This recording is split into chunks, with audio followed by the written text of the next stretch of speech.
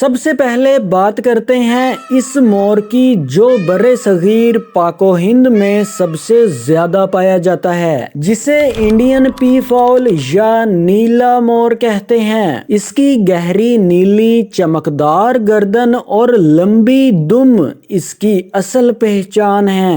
یہاں ایک بہت اہم بات سمجھنا ضروری ہے، جسے ہم مور کہتے ہیں وہ دراصل نر یعنی پیکوک ہوتا ہے، جس کے پر لمبے اور رنگین ہوتے ہیں، جبکہ مادہ جسے مورنی یعنی پی ہین کہا جاتا ہے وہ رنگوں کے لحاظ سے سادہ اور بھورے رنگ کی ہوتی ہے۔ قدرت نے اسے ایسا اس لیے بنایا ہے تاکہ وہ زمین پر گھونسلہ بناتے وقت جھاڑیوں میں چھپ سکے اور شکاریوں سے اپنے انڈوں کی حفاظت کر سکے۔ ان کی دم پر بنے وہ ستارے جسے ہم آئی سپوٹس کہتے ہیں وہ صرف خوبصورتی کے لیے نہیں ہیں۔ سائنسی تحقیق کے مطابق جب مور اپنے پر پھیلا کر رقص کرتا ہے تو یہ ستارے دشمن کو یہ احساس دلاتے ہیں کہ شاید بہت سی آنکھیں اسے دیکھ رہی ہیں، جس سے شکاری خوف زدہ ہو جاتا ہے۔